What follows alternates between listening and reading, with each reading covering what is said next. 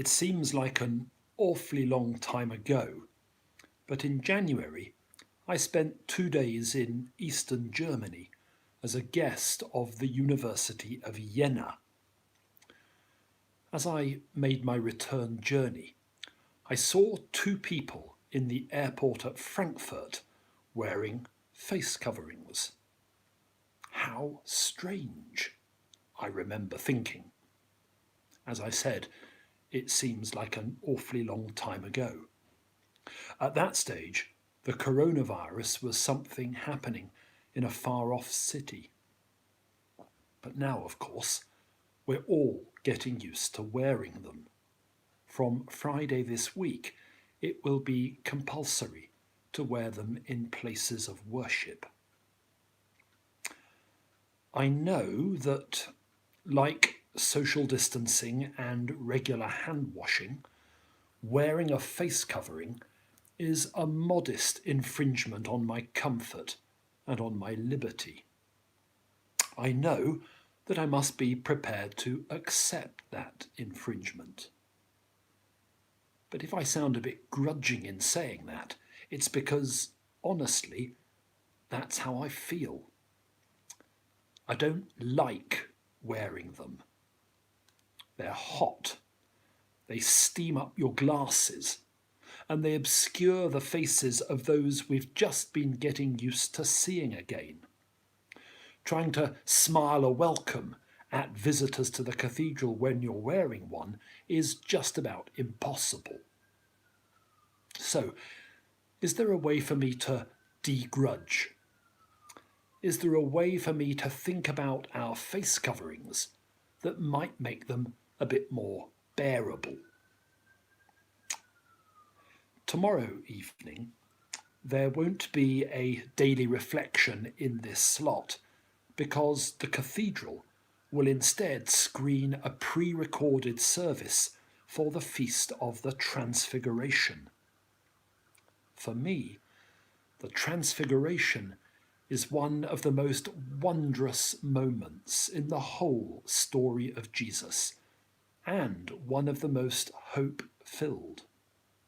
That's because the Transfiguration is the moment when Jesus' face, a human face, shines with all the glory of heaven. In honour of the feast, at evening prayer tonight and tomorrow, we'll read of another occasion when the divine light was seen to shine in an earthly setting. We'll read from the account in Exodus of Moses going up Mount Sinai to speak face to face with God. When Moses comes down, the text records, the skin of his face shines. He's been so close to the radiance of God that it's now reflecting off his very skin. Unsurprisingly, this unnerves the ancient Israelites. So what does Moses do? He wears a face covering. When he goes to speak to God, he removes it. But when he speaks to his people, he veils his face. That little bit of biblical history gives these quite a pedigree, doesn't it? The climate in the wilderness was probably a good bit hotter than in Salisbury, even in August. And it's hard to imagine that veiling his face is any less uncomfortable for Moses than it is for us. But he does it for the sake of others. To spare them, he covers his face, which is what is asked of you and me. Veiling our faces is one more way of keeping the virus at bay. And what the veil hid on Mount Sinai was the light of heaven. Moses had drawn so close to it that it suffused his countenance. So here's a question for us as we put on our face coverings. What do they hide? Our irritation at the discomfort? Our objection to the indignity? Our exhaustion as we shove round the supermarket or struggle through the Psalms at evening prayer?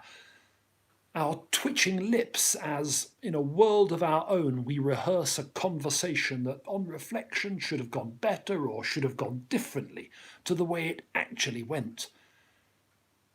I know that my face covering has covered all of those. And here's a thing. If that's what they've covered up, perhaps it's a good job I've been wearing one of them. Because our faces reveal what is preoccupying us, what we've drawn close to. One day, might that be God's gracious, loving, healing presence?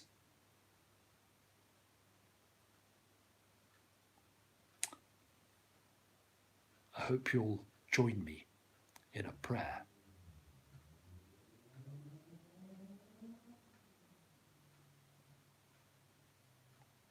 Holy God, we see your glory in the face of Jesus Christ. May we who confess his name reflect his life in word and deed, that all the world may know his power to change and save. Amen. Thank you very much for joining me. If this has been helpful, then do please use whatever means are at your disposal to share this and any of our reflections. Thank you.